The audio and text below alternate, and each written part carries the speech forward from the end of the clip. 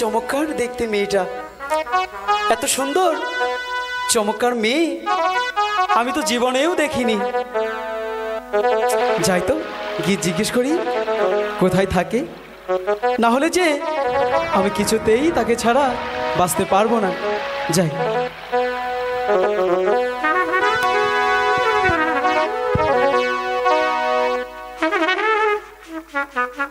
না, ধরবো কি ধরবো না, ধরেই দেখি।